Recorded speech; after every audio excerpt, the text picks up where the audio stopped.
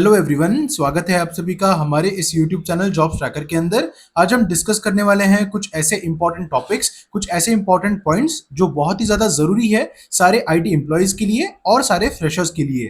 तो प्लीज़ इस वीडियो को एंड तक ज़रूर देखिए और अंडरस्टैंड करने की कोशिश कीजिए जो भी पॉइंट्स हम आपके साथ शेयर करने वाले हैं उन पॉइंट्स को। तो सबसे पहला इंपॉर्टेंट टॉपिक जो हम डिस्कस करने वाले हैं कि एक ऐसी बड़ी आईटी कंपनी है जिसके अंदर अराउंड 80,000 वैकेंसीज है। Yes, you heard it right, 80,000 job vacancies है एक्सपीरियंस और फ्रेशर्स के लिए।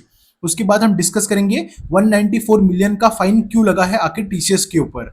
उसके बाद हम डिस्कस करेंगे क्या है exactly Cognizant and LNT bribe case.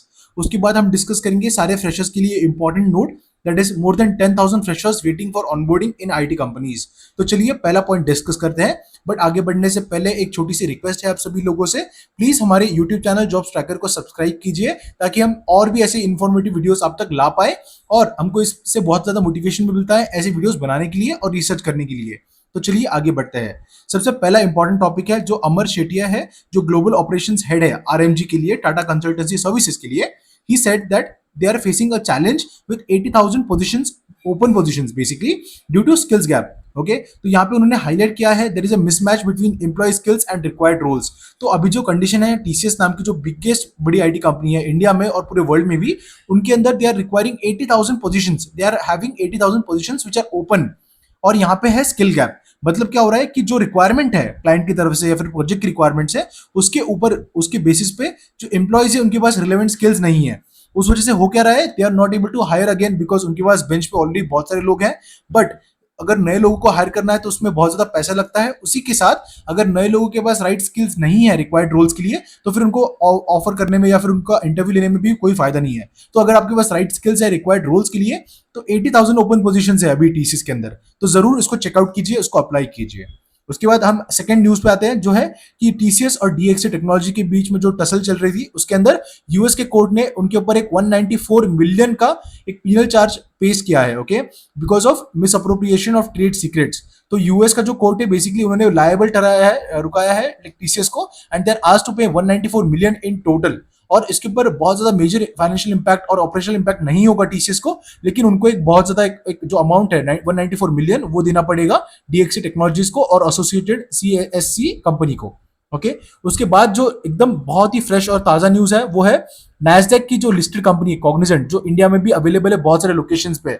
तो उनमें से जो कॉग्निजेंट की रिसेंटली जो कंस्ट्रक्टेड ऑफिस है 2016 के बाद से जो एलएनटी ने कंस्ट्रक्ट किया है इंडिया में, उनके ऊपर they are being investigated for illegally paying bribes to secure permits.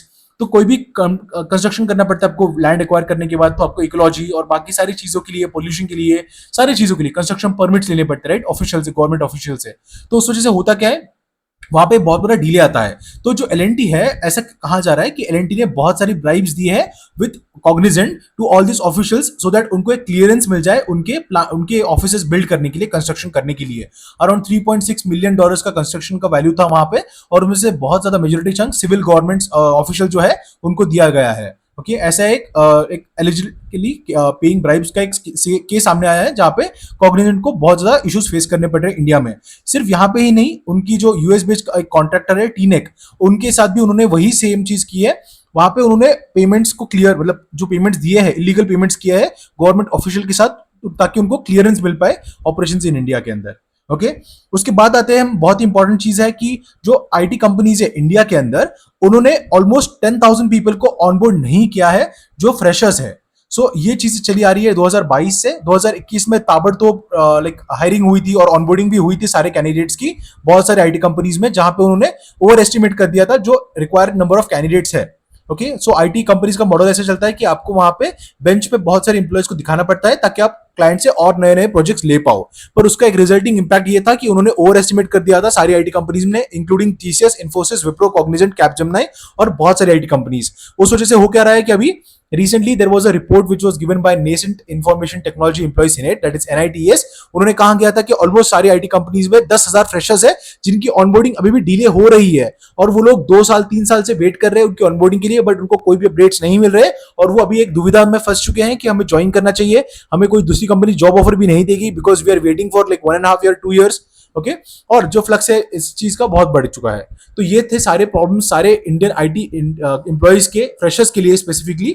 उसके साथ साथ हमने सारे पॉइंट डिस्कस कर लिया है। तो प्लीज हमारे यूट्यूब चैनल को सब्सक्राइब कीजिएगा इस जॉब ट्रैकर। हम ऐसी और भी इंटरेस्टिंग और इन्फॉर्मेटिव वीडियोस आपके लिए लाते रहेंगे। Thank you for watching this entire video guys. Hope आपका दिन मंगल जाए, शुभ जाए और मंगल जाए। Thank you again, have a good day, bye bye.